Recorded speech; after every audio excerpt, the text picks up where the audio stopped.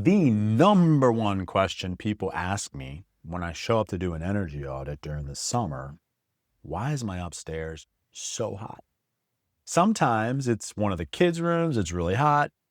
I've been to houses where the master bedroom was so uncomfortable that the owners actually set up a bed and slept down in the basement during the entire summer. But here's the thing, these are just symptoms. These same problems, they show up in all types of houses over and over and over again. And the sources of the problem are pretty much always the same.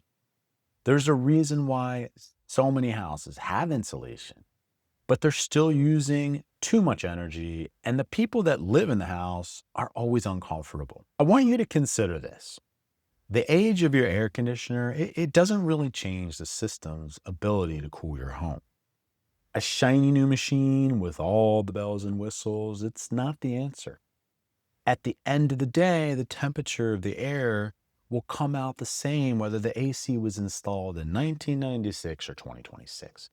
What you need to focus your attention on is your home's shell, aka the envelope. Your house, it's your little container on this earth. If you want a cool and efficient house, you need clarity on two things. Your container, it needs to be as airtight as possible. And second, you need to know your container's exact outline. Then you can start to improve your container using the correct methods and techniques. And guess what? The things you need to do it, they don't cost much. They're easy to apply. And I get it. If you're thinking, Eric, I'm never going to be doing this myself, I'm never getting into my attic. Well, knowing this stuff will enable you to find the right contractor to get the job done. All right, let's talk about reason number one why your house is hot in the summer. It's because your house is not air sealed. Most homeowners think reducing attic heat will reduce indoor heat, especially on upper floors. But I teach people to reimagine things just a little bit. Good attic ventilation, it's a must, but lowering the attic temperature a few degrees, it's not going to cut it. To cool down the inside of your house, the upstairs, you've got to make the defense system against that heat in the attic much, much stronger.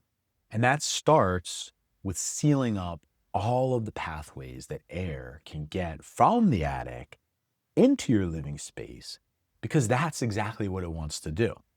Repeat offenders of this, or places where this happens, recessed lights, light fixtures, tops of walls, chimneys, wire penetrations for switches in the wall, attic hatches, hot, humid air, it slowly bleeds into the house through all these weak links in the chain. The problem compounds throughout the day. So you go to lay down at the end, and there's not much relief. And I know, because it happened to me in the summer of 2018, and I did something about it. It worked. Air sealing is step one. If you want to see an example of this, go to the bathroom below an attic in your own house, pull the little hood off. A lot of times you can see the gap between the fan and the drywall. That area, it needs to be sealed, and it's not that hard to do. I want you to also remember this. The attic, it is the outside of your house. So if there's an opening like the one you see in this video here leading from the attic to the living space below, even though you don't see it from the inside, it's really no different than leaving a window open all year round. It needs to be sealed. All right, let's talk about reason number two. Your insulation that you do have, it's not even working for you. And this is where homeowners, they get confused. A lot of times they climb up in the attic, they see the insulation, and they assume everything's good. But insulation, it only works when it's thick enough, it's installed correctly, it's got to be in contact with that surface that it's insulating. And there's several reasons that lead to houses having insulation in the attic that simply does not work. First, insulation is original to the code of the era that it was installed. Things have gone up through the years. Codes have changed. The attic needs to change too. The insulation, number two, was installed incorrectly when the home was built. 3, years of renovation, contractor visits have compressed, compromised the effectiveness of the insulation. Fourth, homeowners generally don't go in the attic, and it's arguably one of the most important places in your house. The insulation's job is to slow the transfer of heat. If it's missing, compressed, poorly installed, the upstairs just becomes a giant heat collector.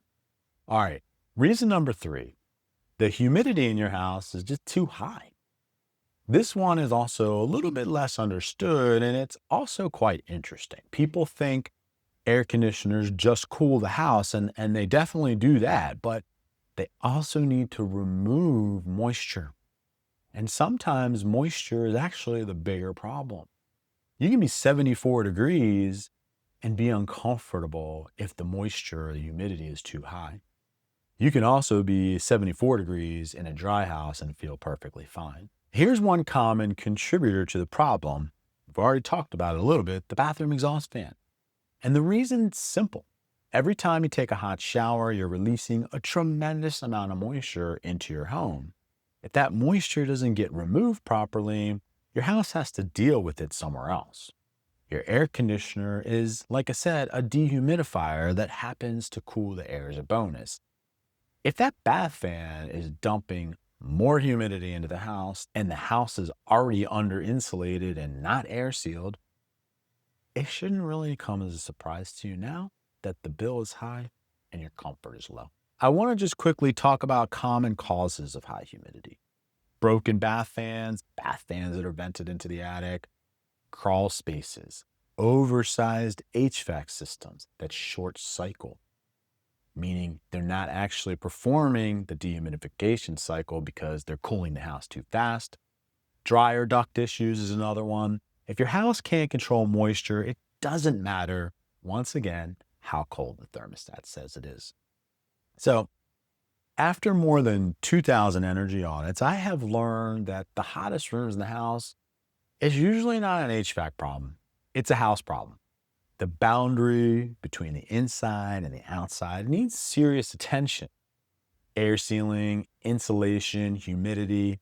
If you fix those 3 things, suddenly your air conditioner that you've already paid for, it can finally do the job that it was designed to do. And that is exactly what I'm trying to do: eliminate confusion around home comfort. Help you find the things that are going to cost you the least, save you the most.